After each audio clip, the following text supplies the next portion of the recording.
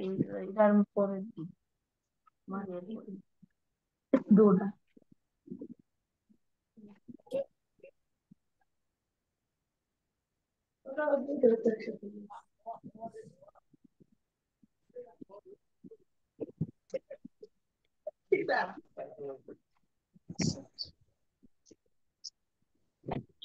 করে খাইলাম গলা বাইরে বাইরে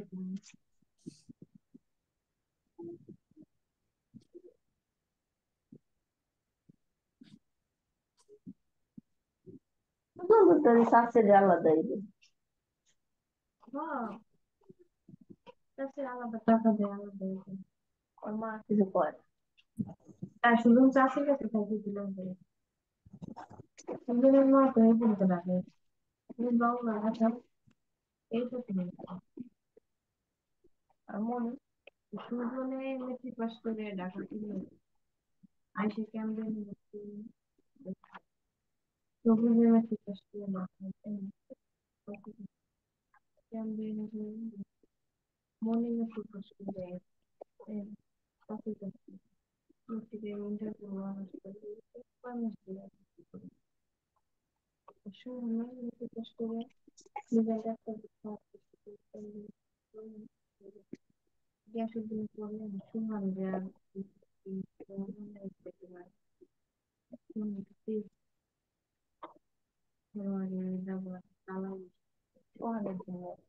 পরে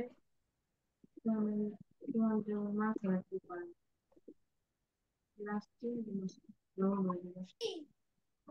তাহলে উদ্দেশ্যে এই বাসায় কি তারপরে যাবে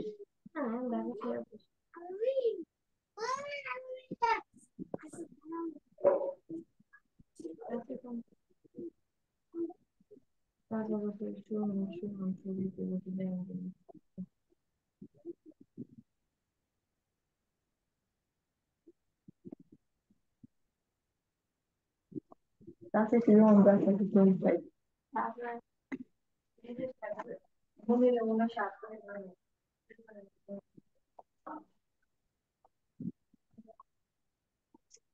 ভাই, মহিলাদের কণ্ঠ আসতেছে কোন দিক থেকে?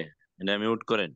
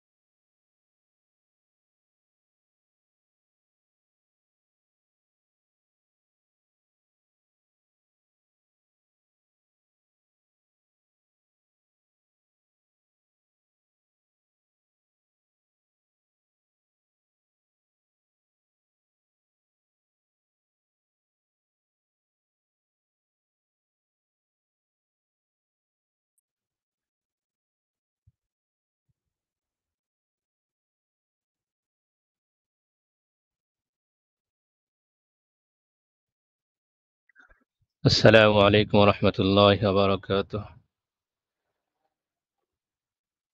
ওয়ালাইকুম আসসালাম রহমতুল্লাহি ওয়া বারাকাতুহু।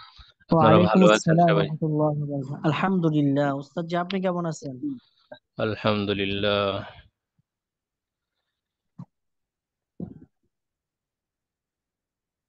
শরীরটা আসলে খুব একটা সুবিধার না, অসুস্থতা আছে। এরপরেও আপনাদের সঙ্গে একটু সময় দিতে পারলে ভালো লাগে, সেই হিসেবে কষ্ট হলেও শরীক হয়ে যাওয়া। আলহামদুলিল্লাহ উস্তাদ জি, আপনাকে আল্লাহ তাআলা শাফায়ে কামিলা আখিরা নসিব করেন, আমিন। আমিন। তো আমরা গত সবকে আলোচনা করছিলাম আল ফাতওয়া ফি আহদি সাহাবাতি রাদিয়াল্লাহু তাআলা আনহুম আজমাইন। সাহাবীদের যুগে ফতোয়া প্রদানের দায়িত্বে কারা সমাসীন ছিলেন, কারা কি ধরনের ফতোয়া প্রদান করতেন, সেই বিষয়টা নিয়ে গত সবকে মোটামুটিভাবে আলোচনা হয়েছিল। আপনারা আশা করি বিষয়গুলো দেখে নিয়েছেন। অবশ্য মাঝখানে বৃহস্পতিবার আমাদের মুহাজারা ছিল। এই সপ্তাহে আমরা খুনসা বা হিজরাদের বিষয় নিয়ে কিছুটা আলোচনার সুযোগ পেয়েছিলাম। তার আগের সবক ছিল সাহাবীদের যুগে ফতোয়ার কার্যক্রমটা কেমন ছিল। তো সেখানে আমরা মোটামুটিভাবে জেনেছিলাম রাসূলুল্লাহ সাল্লাল্লাহু আলাইহি ওয়াসাল্লাম যতদিন পর্যন্ত জীবিত ছিলেন ততদিন পর্যন্ত তিনি নিজেই ফতোয়া প্রদানের দায়িত্ব পালন করতেন। মাঝে মাঝে তামরিনের জন্য, অনুশীলনের জন্য, প্র্যাকটিসের জন্য সাহাবা একরামের কাউকে কাউকে ফতোয়া এবং বিচার কার্য সম্পাদনের দায়িত্ব প্রদান করতেন। কাউকে দূরে প্রেরণ করলে তাকে জিজ্ঞাসা করতেন কিভাবে কি করতে হবে। যাবতীয় বিষয় মোটামুটিভাবে তাকে ধারণা দিয়েই কোথাও বিচারক হিসেবে, প্রশাসক হিসেবে প্রেরণ করতেন। রাসূলুল্লাহ সাল্লাল্লাহু আলাইহি ওয়াসাল্লামের ইন্তিকালের পরে এই দায়িত্ব আঞ্জাম দেন সরাসরি সাহাবায়ে কেরামই। আমরা সেদিন পড়েছিলাম সাহাবায়ে কেরামের মাঝে 130 জন প্লাস সাহাবী ফতোয়া প্রদানের দায়িত্বে সমাসীন ছিলেন। তাদের মধ্যে সর্বাধিক ফতোয়া দান করতেন এরকম সাহাবীর সংখ্যা আপনাদের মনে আছে? কতজন? 7 জন উস্তাদ জি। 7 জন উস্তাদ জি। দু একটা বিষয় জিজ্ঞাসা করা যেন আপনাদের পেছনের বিষয়টা হারিয়ে না যায়। আপনারা সবকে ছিলেন এতটুকু বোঝা যায়। তো সাহাবায়ে কেরামের মাঝে অধিক পরিমাণ ফতোয়া প্রদান করতেন এরকম সাহাবী মাত্র 7 জন। নামগুলো কি মনে আছে? জি। জি উস্তাদ জি। একটা উমর সহজ ইবনে খাত্তাব পদ্ধতি রাদিয়াল্লাহু থেকে তাআলা আনহু, আলী ইবনে আবি তালেব, দুই খলিফা ওমর ইবনুল খাত্তাব দুই রাদিয়াল্লাহু খলিফা, তাআলা, 3 আব্বাস, আব্দুল্লাহ, আব্দুল্লাহ ইবনে আলী ইবনে মাসউদ, আবি তালেব আয়েশা আব্দুল্লাহ রাদিয়াল্লাহু ইবনে তাআলা আনহা, ওমর আব্দুল্লাহ, রাদিয়াল্লাহু যায়েদ তাআলা ইবনে আনহু, হারিস। যায়েদ ইবনে হারিসা, আব্দুল্লাহ ইবনে আয়েশা মাসউদ, রাদিয়াল্লাহু তাআলা আনহা। আব্দুল্লাহ ইবনে জি আব্বাস, বলেছিলাম আব্দুল্লাহ ইবনে ওমর। 3 দুই আব্দুল্লাহ, খলিফা, 3 3 আব্দুল্লাহ, 3 আব্দুল্লাহ, 2 5 জন। আয়েশা রাদিয়াল্লাহু তাআলা আনহা, যায়েদ বিন যায়েদ ইবনে হারিস। সাবিত, যায়েদ ইবনে যায়েদ বিন হারিসা, আয়েশা সাবিত রাদিয়াল্লাহু তাআলা, রাদিয়াল্লাহু আনহু, যায়েদ বিন হারিসা না, যায়েদ যায়েদ যায়েদ বিন বিন বিন সাবিত, সাবিত সাবিত, রাদিয়াল্লাহু আনহু এবং যায়েদ বিন আয়েশা সাবিত সিদ্দিকা রাদিয়াল্লাহু তাআলা। রাদিয়াল্লাহু আনহা। এরপরে মধ্যম পর্যায়ের ফতোয়া প্রদান করতেন এরকম সাহাবীর সংখ্যা আমরা প্রায় হিসাব 20 করে জন। বের করেছিলাম 20 জন। 20 জি। জনের মতো। 30 জনের মতো। আর অবশিষ্ট যারা 20 7 27 জন গেল, অবশিষ্ট থাকে 103-4 জন বা 105 জন বলা যায় সর্বোচ্চ। তারা অধিকাংশই ফতোয়া প্রদান করতেন। কেউ হয়তোবা সারা জীবনে একটি ফতোয়া দিয়েছেন, কেউ 2টি 3টি এরকম ফতোয়া প্রদান করেছেন। অধিক হারে ফতোয়া প্রদান মাত্র 7 জনই করতেন। আজকে আমাদের আলোচনা মূলত এই গত সবকের কিছু অংশ রয়ে গেছিল সেইটা। এই যে সাহাবা একরামের মাঝে সর্বাধিক ফতোয়া প্রদান করতেন 7 জন, তারপরে আরো কিছু সাহাবা একরাম ফতোয়া প্রদান করতেন। তাদের ফতোয়ার বিষয়টা সংকলিত আকারে আমাদের কাছে আছে কিনা, বর্তমান সময়ে আমাদের কাছে সংকলন পাওয়া যায় কিনা, আজকের আলোচনাটা মূলত এখান থেকেই। আমার সামনে যে কিতাবটি আছে মাকতাবাতুল আফকার থেকে প্রকাশিত, সেটার 35 নম্বর পৃষ্ঠা আজকে শুরু। আপনাদের অংশটুকু একটু দেখে নেবেন। وقد جمع بعض العلماء المعاصرين فتاوى هؤلاء الصحابة رضي الله عنهم এখান থেকে দেখেন তো খুঁজে পাওয়া যায় কিনা। আমাদের কিতাবের 41 নম্বর পৃষ্ঠা। আচ্ছা, শুকরিয়া। তাহলে মনে হয় আমরা সামনে যেতে পারি।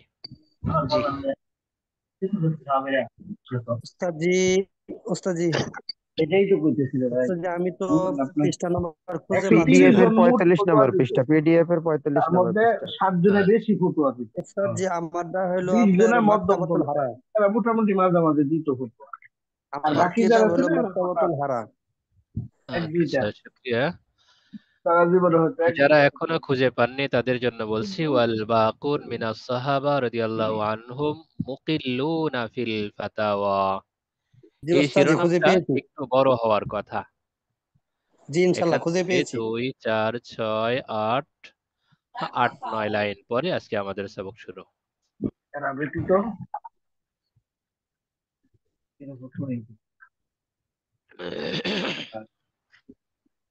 সাহাবাদের মধ্যে সবাই ফতুয়া দিত, 1 লক্ষ দেন সোয়া ঠিক লক্ষ আছে, তাহলে সাহাবা। আমরা সবক শুরু করতে যাচ্ছি। বিসমিল্লাহির রহমানির রহিম। وقد جمع بعض العلماء المعاصرين فتاوى هؤلاء الصحابة رضي الله عنهم في كتب مفردة نذكر منها ما يلي।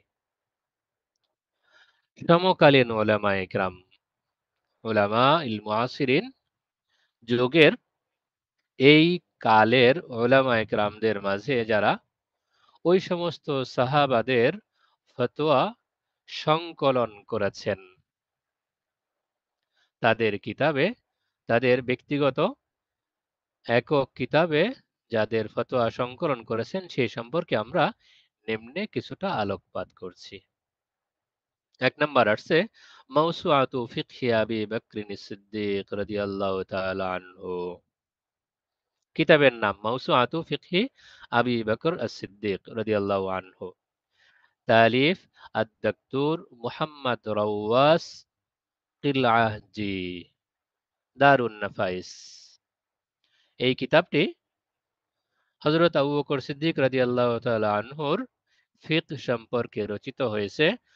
ডক্টর মুহাম্মদ রাওয়াস কিলআহজি একজন ব্যক্তি, তিনি বিষয়টা সংকলন করেছেন। দারুন নাফাইস একটা মাকতাবার নাম, সেখান থেকে প্রকাশিত হয়েছে।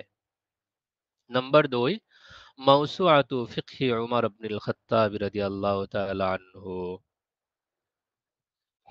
তালিফ আদ-দক্তর মুহাম্মদ রাওয়াস কিলআহজি, মাকতাবাতুল ফালাহ।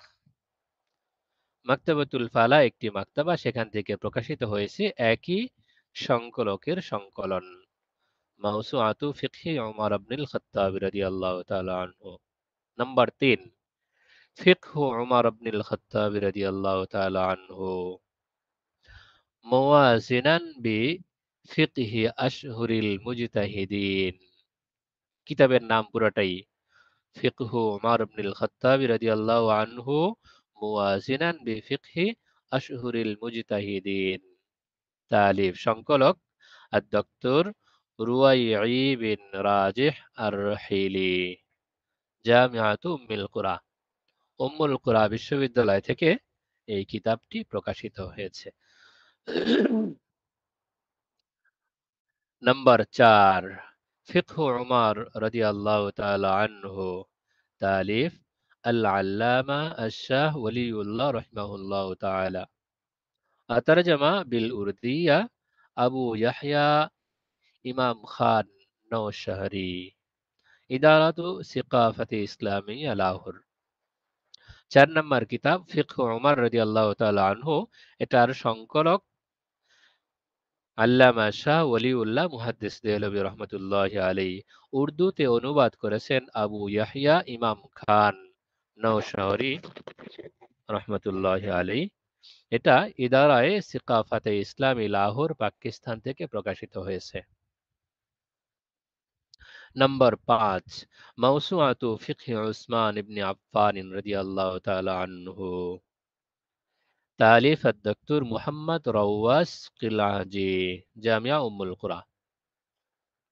মাওসুআতু ফিকহি উসমান ইবনে আফফান রাদিয়াল্লাহু তাআলা আনহু নামে যে কিতাবটি, সেটাও সংকলক ডক্টর মোহাম্মদ রওয়াস কিলাজি। এটাও উম্মুল কুরা বিশ্ববিদ্যালয় থেকে প্রকাশিত হয়েছে। নম্বর 6, মৌসুআতু ফিকহি আলী ইবনে আবি তালিব রাদিয়াল্লাহু তাআলা আনহু, তালিফ আদ-দক্তর মোহাম্মদ রওয়াস কিলাজি, দারুন নাফাইস। মৌসুআতু ফিকহি আলী ইবনে আবি তালিব নামে যে কিতাবটি, এটিও ডক্টর মোহাম্মদ রওয়াস কিলাজি সংকলন করেছেন। দারুন নাফাইস একটি মাকতাবা, সেখান থেকে প্রকাশিত হয়েছে। নম্বর 7, মৌসুআতু ফিকহি আয়েশা উম্মিল মুমিনিন রাদিয়াল্লাহু তাআলা আনহা, হায়াতুহা ওয়া ফিকহুহা। পুরোটাই কিতাবের নাম। তালিফ আশ-শাইখ সাঈদ ফাইজ আদ-দখিল, দারুন নাফাইস থেকে কিতাবটি প্রকাশিত হয়েছে।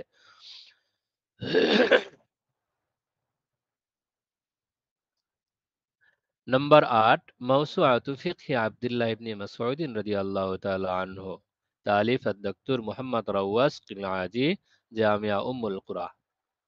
মৌসুআতু ফিকহি আব্দুল্লাহ ইবনে মাসউদ রাদিয়াল্লাহু তাআলা আনহু, এই কিতাবটিও সংকলন করেছেন ডক্টর মোহাম্মদ রওয়াস কিলাজি, জামিয়া উম্মুল কুরা থেকে প্রকাশিত হয়েছে। নম্বর 9, ফিকহু আনাস ইবনে মালিক রাদিয়াল্লাহু তাআলা আনহু, জামআন ওয়া দিরাসাতান, তালিফ আদ-দক্তর আব্দুল মুহসিন ইবনে মুহাম্মদ ইবনে আব্দুল মুহসিন আল মুনিফ। ফিকহু আনাস ইবনে মালিক রাদিয়াল্লাহু তাআলা আনহু নামে যে কিতাব, ফিকহু আনাস ইবনে মালিক রাদিয়াল্লাহু আনহু জামআন ওয়া দিরাসাতান, এ পর্যন্ত কিতাবের নাম। এটিরও সংকলক ডক্টর আব্দুল মুহসিন ইবনে মুহাম্মদ ইবনে আব্দুল মুহসিন আল মুনিফ।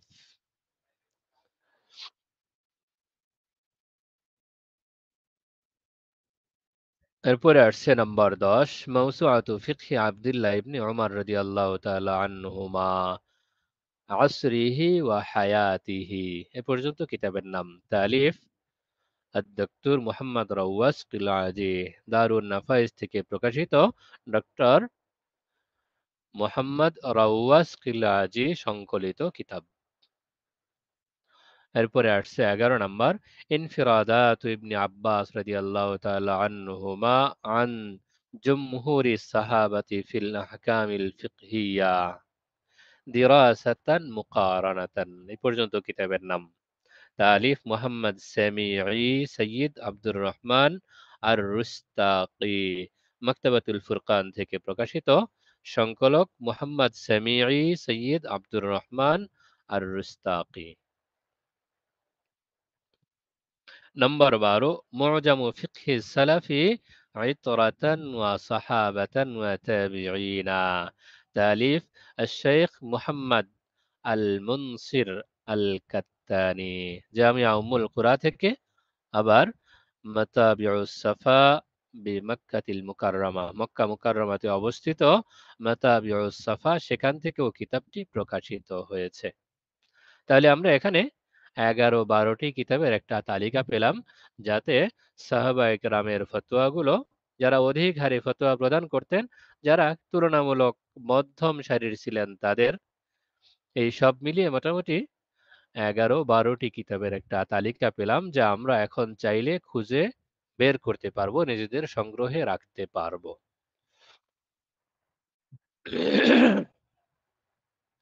এরপরে আসছে আল ফতোয়া ফি আহদি তাবিঈন, সাহাবায়ে কেরামের যুগে ফতোয়ার যে ধারাবাহিকতা ছিল, সেটা নিয়ে মোটামুটি আলোচনা এই পর্যন্ত শেষ হলো। এখন আলোচনা শুরু তাবিঈনদের যুগে ফতোয়া। আমাদের বর্তমান সময় পর্যন্ত ফতোয়ার অবস্থান কেমন, ফতোয়া দানে নিয়োজিত কারা, এ বিষয়টা ধারাবাহিকভাবে আলোচনা আসছে। এর একটা অংশ হলো রাসূলুল্লাহ সাল্লাল্লাহু আলাইহি ওয়াসাল্লামের যুগে কে ফতোয়া দিতেন, কারা দায়িত্ব পালন করতেন, সেটা আলোচনা হয়েছে। সাহাবায়ে কেরামের যুগে কারা দায়িত্ব পালন করতেন, তাদের মধ্যে কারা কোন পর্যায়ের, লিখিত গ্রন্থ পর্যন্ত আমাদের এ পর্যন্ত চলে এসেছে। এবার শুরু হচ্ছে আল ফতোয়া ফি আহদি তাবিঈনা, তাবিঈদের যুগে ফতোয়া। كان المرجع في الفتاوى بعد الصحابة رضي الله عنهم إلى كبار التابعين সাহাবা ইকরামের পরবর্তী সময়ে ফতোয়ার দায়িত্বটি বড় বড় তাবিঈনদের স্কন্ধে অর্পিত হয় وكانوا منتشرين في البلاد التي عمرها المسلمون في فتوحاتهم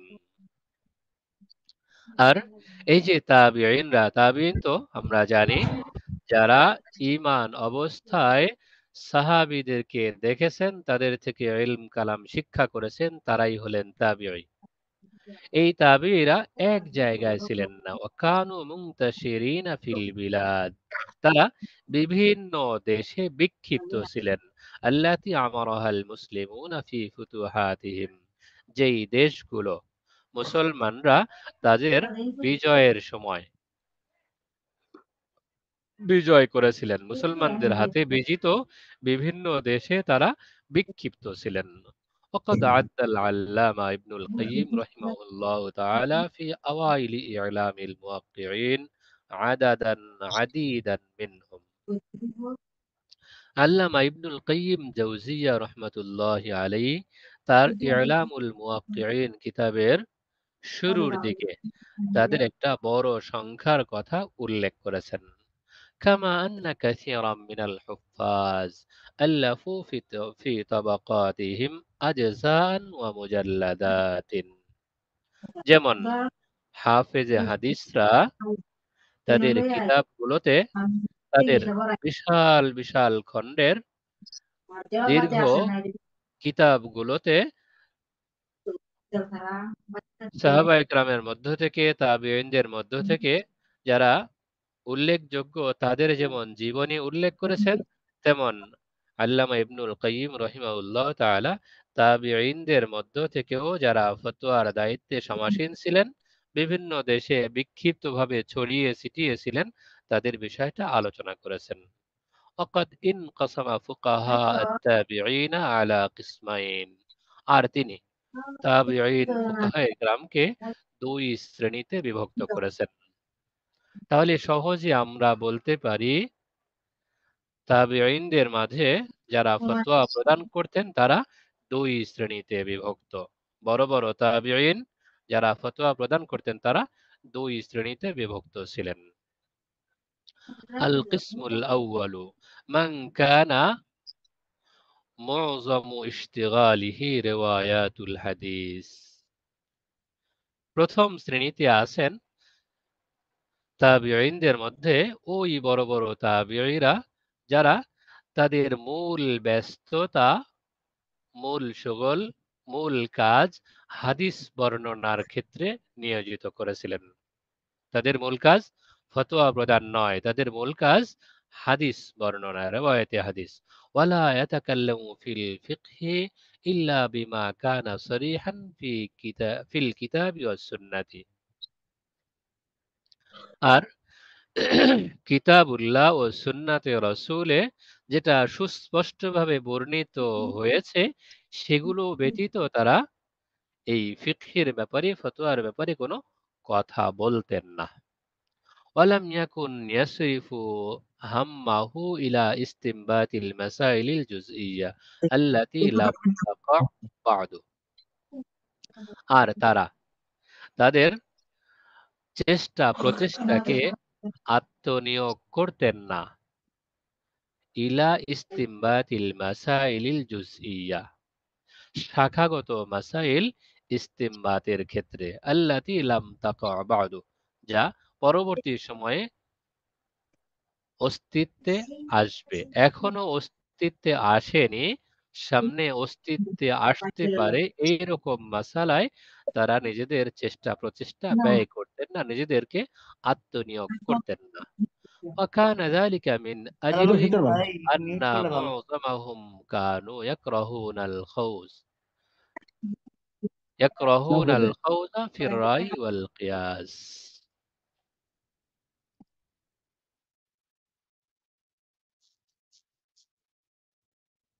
وكان ذلك من أجل أن معظمهم كانوا يكرهون الخوض في الرأي والقياس এর কারণ হলো তাদের একটা বড় শ্রেণী মনে করতেন যে রায় এবং কিয়াস এতে আত্মনিয়োগ করাটা তাদের কাছে অপছন্দ।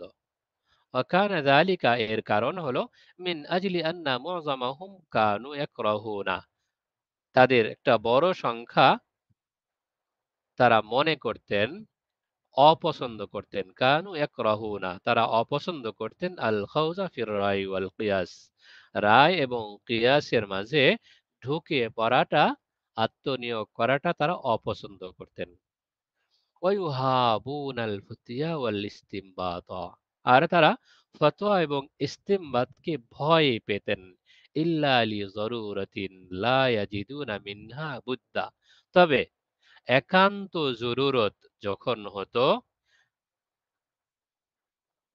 ফতোয়া প্রদান না করে ইস্তেমবাত না করে যখন কোনো ব্যবস্থাপনাই থাকতো না তখন তারা ফতোয়া প্রদান করতেন একান্ত জরুরতের মুহূর্তে তারা ফতোয়া প্রদান করতেন কিয়াস করতেন এছাড়া তারা ফতোয়া প্রদান করতে কিয়াস করতে ইস্তেমবাত করতে ভয় পেতেন واستندوا في ذلك بما روي عن رسول الله صلى الله عليه وسلم أنه عاب كثرة السؤال তারা এটা নিজেদের মতোই করতেন মনে চাইতো বলেই ফতোয়া দিতেন না এরকম না ওয়াস্তানাদু ফি যালিকা তারা এই ব্যাপারে বর্ণনা করতেন সনদ সহ রাসূলুল্লাহ সাল্লাল্লাহু আলাইহি ওয়াসাল্লামের হাদিস বর্ণনা করে নিজেদেরকে বিরত রাখতেন ওয়াস্তানাদু ফি যালিকা বিমা রুবি আন রাসূলিল্লাহ সাল্লাল্লাহু আলাইহি ওয়াসাল্লাম তারা রাসূলুল্লাহ সাল্লাল্লাহু আলাইহি ওয়াসাল্লাম থেকে যেই বর্ণনাটি রয়েছে সেই বর্ণনার আলোকেই কাজটা করতেন আন্নাহু আবা কাসরাতা সুআল রাসূলুল্লাহ সাল্লাল্লাহু আলাইহি ওয়াসাল্লাম অধিক পরিমাণ প্রশ্ন করাটাকে অপছন্দ করতেন তো যে বিষয় এখনো সংঘটিত হয়নি সেই বিষয়টা বারবার আলোচনায় আনা বারবার এই বিষয় নিয়ে প্রশ্ন করা এটা তো হাদিসের ভাষ্য মতোই অপছন্দনীয় এজন্য তাবিঈনদের এই বড় শ্রেণীটি নিজেদেরকে শুধু হাদিস বর্ণনার ক্ষেত্রেই সীমাবদ্ধ রাখতেন ফিকহ ওয়া ফতোয়া নিয়ে নিজেদেরকে ব্যস্ত করতেন না তারা ফিকহি মাসালা নিয়েও তেমনটা আলোচনা করতেন না হ্যাঁ যে বিষয়টা সরাসরি আয়াতে আছে সেটা বলতেন যে বিষয়টা সরাসরি হাদিসে আছে সেটা বলতেন এছাড়া নিজেদের আগ্রহ উদ্দীপনা নিয়ে ভবিষ্যতে ঘটমান বিষয় নিয়ে আলোচনা করবেন যে এরকম কোনো বিষয় তারা উপস্থাপন করতেন না যে বিষয়টা যদি এইরকম হয় তাহলে হুকুম কেমন হবে এরকম কোনো বিষয় নিয়ে তারা আলোচনা করতেন না নিজেদের আত্মনিয়োগ করতেন না আল কিসমুস সানি তাবিঈনদের মধ্যে দ্বিতীয় শ্রেণী মান নাসাবা নাফসাহু লিল ফিকহি ওয়াল ফাতওয়া যারা নিজেকে ফিকহ এবং ফতোয়ার ক্ষেত্রে আত্মনিয়োগ করেছিলেন ফালাম ইয়াকতাসির আলা রিওয়ায়াতিল আহাদিস ওয়াল আসার এই শ্রেণীটি শুধু হাদিস এবং আসার বর্ণনার ক্ষেত্রেই নিজেকে সীমাবদ্ধ রাখতেন না বাল ইজতিহাদা ফি জামইল মাসাইলি ওয়া তাফরিইল জুজইয়াতি বরং তারা চেষ্টা করে যেতেন মাসাইল এবং বিভিন্ন রকম জুজিয়া বা শাখাগত মাসালা নির্গত করার কাজে নিজেকে আত্মনিয়োগ করতেন হাত্তা কানা লাহু ফি কুল্লি বাবিন মিনাল ফিকহি ফাতওয়ান এমন কি কানা লাহু ফি কুল্লি বাবিন তার প্রত্যেকটি বাবে প্রতিটি অধ্যায়েই ফতোয়া থাকতো ফিকহি প্রতিটি বাব প্রতিটি অধ্যায়ে কোনো না কোনো ফতোয়া তার লেখা থাকতো অমিনহুম মান দাওয়ানা ফিকহাহু ফি কিতাবিন তাদের মাঝে যারা ফিকহ এবং ফতোয়াকে তাদের কিতাবে সংকলন করেছেন। তারা হলেন মিসলু শাআবী ও মাকহুল, ইমাম শাআবী রহমতুল্লাহ আলাইহি এবং ইমাম মাকহুল রহমতুল্লাহ আলাইহি। তাহলে আমরা এখান থেকে সহজে বিষয়টা পরিষ্কার করতে পারি, তাবিঈনদের যারা অধিক গুরুত্বপূর্ণ ছিলেন, বেশি বড় ছিলেন, তাদের মাঝে দুইটা শ্রেণী ছিল। এক শ্রেণী যারা শুধু ফিকহ এবং ফতোয়া এটাকে এড়িয়ে চলার চেষ্টা করতেন, শুধু হাদিস বর্ণনার ক্ষেত্রে নিজেকে সীমাবদ্ধ রাখতেন, একান্ত বাধ্য না হলে ফতোয়া দিতেন না। আরেক শ্রেণী ছিলেন যারা হাদিস বর্ণনা করতেন অবশ্যই, এর সাথে সাথে নিজেকে ফতোয়া এবং ফিকহের ক্ষেত্রে আত্মনিয়োগ করেছিলেন, যে এই কাজটাও আমার জন্য জরুরি, এটা অবশ্যই করতে হবে। তারা শুধু ফতোয়া দেওয়ার উপরেই নিজেকে সীমাবদ্ধ রাখতেন না, হাদিস বর্ণনার উপরেই নিজেকে সীমাবদ্ধ রাখতেন না। অতিরিক্ত যেই কাজটা করতেন সেটা হলো বিভিন্ন ধরনের মাসাইল, বিভিন্ন ধরনের ফতোয়া জমা করতেন। ফতোয়া জমা করার পরবর্তী কাজ এই ফতোয়ার উপর ভিত্তি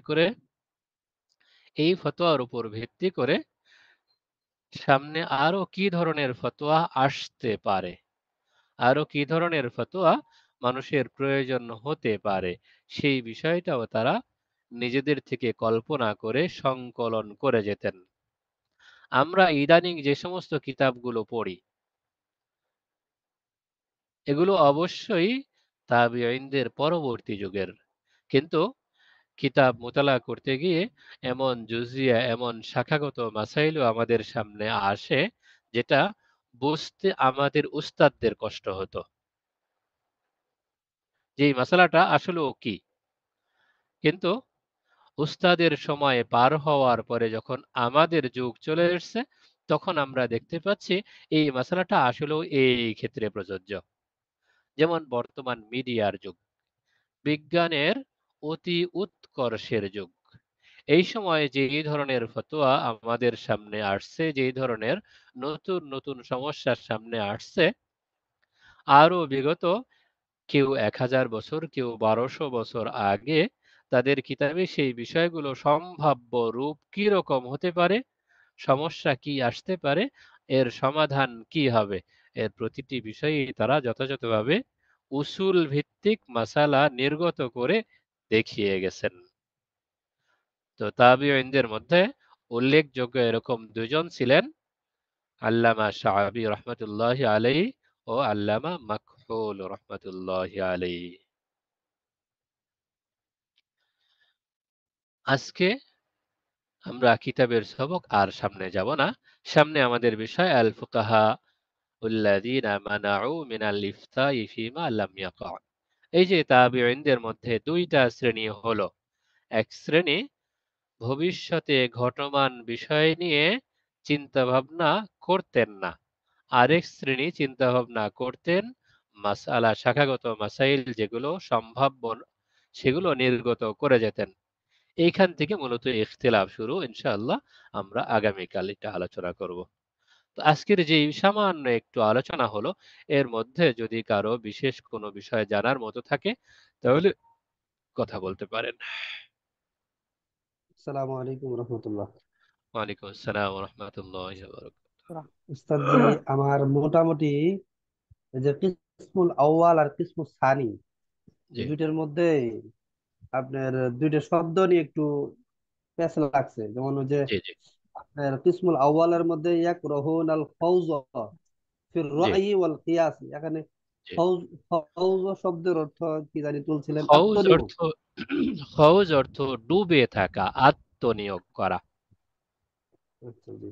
আর কিসমুল পুকুরে সানির মধ্যে পুকুরে বা নদীতে বা কূপে কেউ নিজেকে লুকিয়ে রাখার জন্য ডুব দেয়, জি এমন মাসালা মাসাইল নির্গত করার জন্য এই বিষয়ের মধ্যে একদম ডুবে পড়তে হয়, তাছাড়া এই বিষয়টা উদ্ধার করা যায় না। কিতাব গভীরভাবে অধ্যয়ন করলে, মোতালা করলে তখন এর বিষয়ের আনুষঙ্গিক কি কি আছে সবগুলো বিষয়ে বেরিয়ে আসে। এই শব্দটা এরকম, ইয়াকরাহুন আল খাউজা ফির রাই ওয়াল কিয়াস।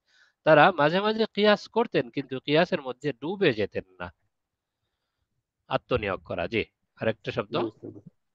আর কিসমু সানির মধ্যে মান নাসব নাফসাহু লিল ফিকহি, এখন জি, নাসব শব্দের অর্থ কি নিয়োজিত আত্মনিয়োগ? করা।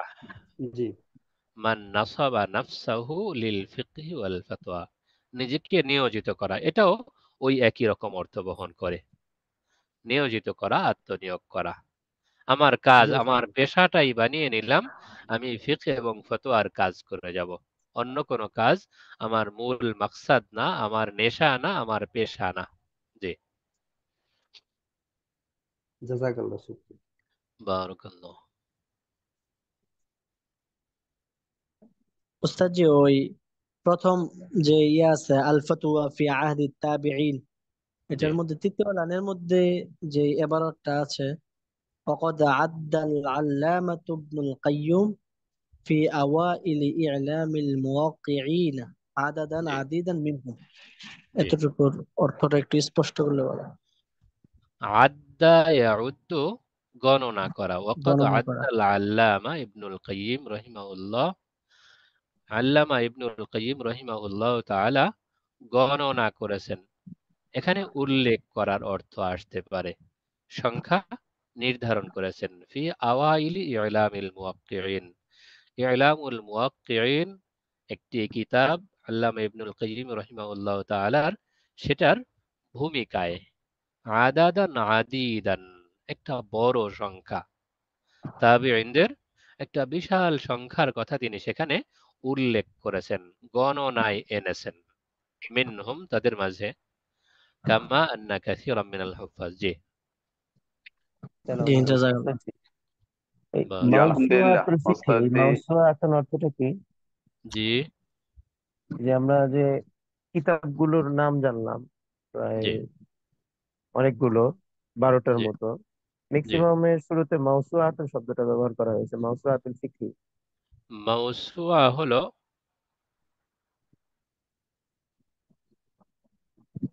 উম,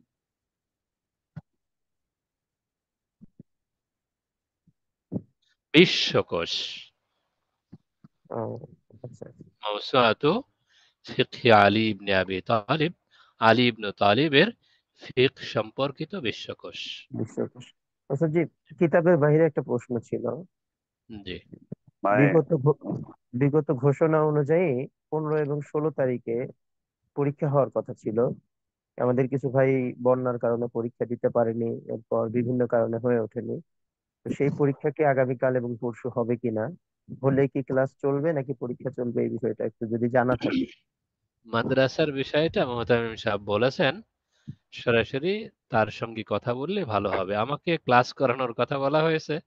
যদি মাদ্রাসা থেকে ফয়সালা হয় যে অমুক অমুক দিন পরীক্ষা হবে, আপনি পরীক্ষা নেবেন অথবা আপনি বিশ্রামে থাকবেন, আমরা পরীক্ষা নেব।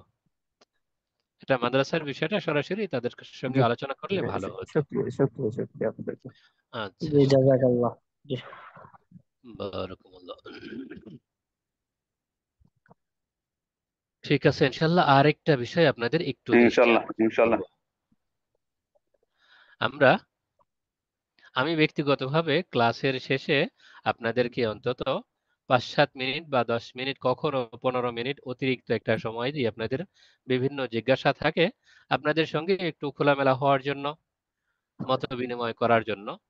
এখানে একটা বিষয় আপনাদেরকে এর মাঝেই নির্দেশনা দিতে পারি না, বাকি পরামর্শমূলক বলতে পারি, আপনারা যদি বলেন। জি জি জি ওস্তাদ উস্তাদ, জি। জি বলুন। ইনশাল্লাহ উস্তাদ জি জি ইনশাল্লাহ। জি, অবশ্যই জি, আপনি অবশ্যই ওস্তাদ। আমাদেরকে হুকুমও করতে পারেন। উস্তাদ আপনারা আমাদেরকে হুকুম করবেন। আপনারা মাশাআল্লাহ সবাই বিভিন্ন জায়গায় অনেক বড় বড় দায়িত্বে সমাসীন। কখনো কখনো এরকম হয় আপনাদের সামনে বিভিন্ন বিষয়ে প্রশ্ন আসে। যেহেতু আমরা একটা প্ল্যাটফর্মে দাঁড়িয়েছি, আমাদের মূল লক্ষ্য আমরা নিজেরা ফতোয়া দিতে শিখব। ফতোয়া কিভাবে দেয়া যায়, কিভাবে বিষয়টা সম্পর্কে জানা যায়। এই সম্পর্কে যেহেতু বিগত সময়েও বিভিন্ন জন বিভিন্ন বিষয়ে প্রশ্ন করেছেন, সামনেও এরকম প্রশ্ন আসবে, আসাটা অবশ্যই দরকারি। কিন্তু আমি এখানে আপনাদের একটা বিষয় একটু দৃষ্টি আকর্ষণ করব, সেটা হলো কারো সামনে যদি কোনো প্রশ্ন আসে তাহলে পরিশ্রমী হিসেবে একটু মেহনত করার জন্য বলবো। এভাবে বর্তমান সময়ে আসলে আমরা যে ডিজিটাল ডিভাইসগুলো ব্যবহার করছি, কিতাব দেখার জন্য, মাসালা জানার জন্য অনেকগুলো অ্যাপস আছে, ফতোয়ার অনেক কিতাবের পিডিএফ আছে। এজন্য আমাদের সামনে যেই প্রশ্নই আসুক, আমরা প্রথমত যে কাজটা করতে পারি সেটা হলো অ্যাপসের মাধ্যমে হোক অথবা পিডিএফ আকারে যেই ফতোয়ার কিতাবগুলো আছে সেগুলোর মাধ্যমে হোক, একটু চেষ্টা করে নিজে ওই প্রশ্নটা সমাধানের চেষ্টা করব, যেটার উত্তরটা কি হতে পারে। আমাকে যে মুসল্লি প্রশ্নটা করলেন এর উত্তরটা কি হতে পারে, উপস্থিত আমি নিজে চেষ্টা করব, চেষ্টা করে যথাসম্ভব পেয়ে গেলাম প্রশ্ন এই, উত্তর এই, চেষ্টা করে আমি উভয়টা সমাধান বের করে ফেললাম। এরপরে আমার নিজের প্রতি আস্থা কতটুকু আছে, মনে মনে ধরে নেব আমি আমার প্রতি আস্থাশীল নই। এরপরে এসে যদি সুযোগ হয় ওই হাওয়ালা অনুসারে রেফারেন্স সহ এখানে আলোচনা হলো এই বিষয়টা তো অমুকখানে এইরকম দেখলাম, আসলে ও সঠিক কিনা। কখনো কখনো এরকম হয়, কারণ বলছি কখনো কখনো এরকম হয় আপনি যে ফতোয়াটা পিডিএফ থেকে দেখলেন সেটা হয়তো বা মারজুহ কওল, সরাসরি ফতোয়া স্বামী থেকে পেয়েছেন, কিন্তু আপনি মাসালাটা যেরকম বুঝেছেন আসলেও মাসালাটা সম্পূর্ণ তার উল্টো হতে পারে কিনা। জি পারে জি পারে জি জি ওস্তাদ, যেতে অথবা পারে। এমন হতে পারে আপনি মাসালাটা ফাতাওয়া হিন্দিয়া থেকে দেখেছেন। আলহামদুলিল্লাহ, ফাতাওয়া হিন্দি আমার সামনে দীর্ঘদিন যাবৎ ছাত্রদের এ বিষয়ে সহযোগিতা করতে হয়। তো ফাতাওয়া হিন্দিয়া একটা উল্লেখযোগ্য কিতাব, মুফতি সাহেবদের কাছে গ্রহণযোগ্য একটা কিতাব, কিন্তু যারা এই বিষয়ে অভিজ্ঞ তাদের অধিকাংশেরই দৃষ্টিভঙ্গি এমন ফাতাওয়া হিন্দিয়াতে প্রচুর পরিমাণ জয়ীফ মাসালা আছে, দুর্বল মাসালা আছে, যেটার উপর ফতোয়া দেয়া যায় না।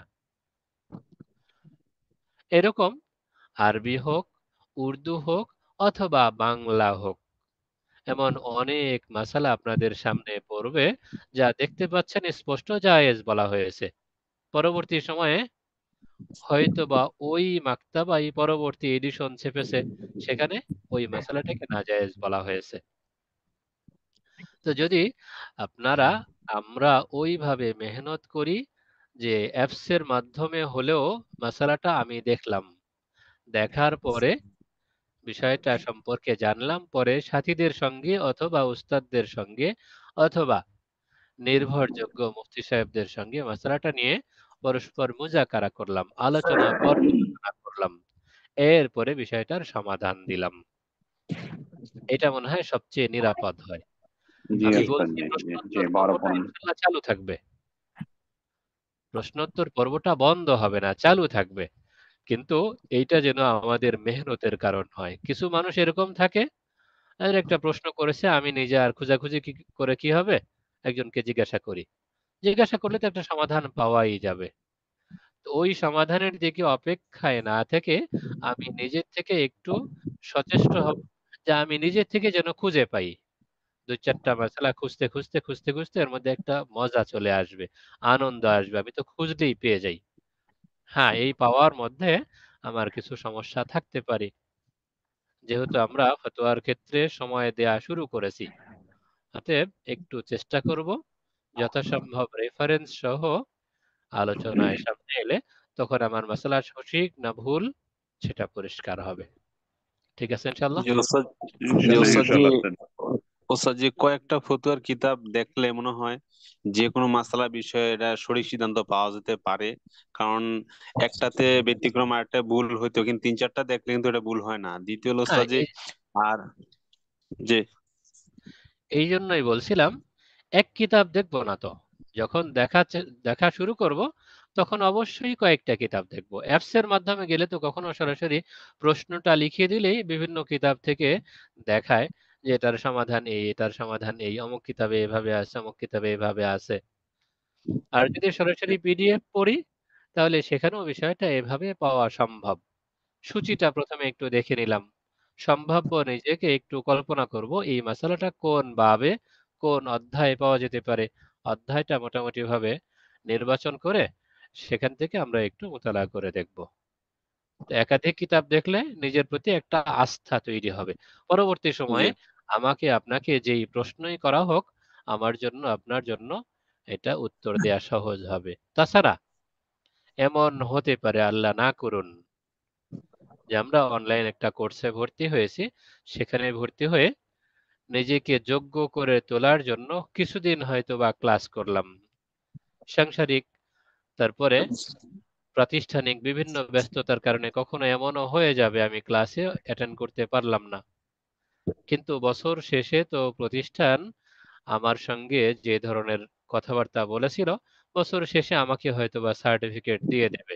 আমি নামের শুরুতে মুফতি যোগ করলাম, কিন্তু মাসালা সম্পর্কে আমি আগেও যেমন অজ্ঞ ছিলাম তেমন অজ্ঞ থেকে গেলাম। এরকম না হয়, আমি আপনি এখানে যে অংশগ্রহণ করেছি নিজেকে একটু শানিত করার জন্য, নিজেকে একটু যোগ্য করে গড়ে তোলার জন্য। তো যোগ্যতা পরস্পর পর্যালোচনা সহজ হবে।